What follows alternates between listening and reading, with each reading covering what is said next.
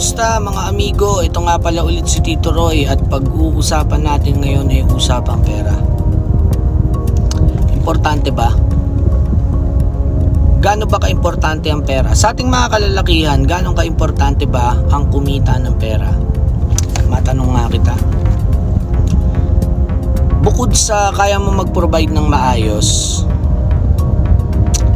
kaya mong bayaran yung mga bills, wifi, kuryente, tubig, kaya mong lagay o maghain sa hapagkainan ng masasarap na pagkain, ano ba yung minamahal sa'yo ng mga tao sa paligid mo?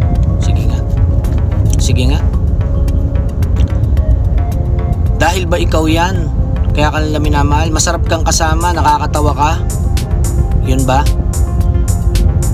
Hindi ba darating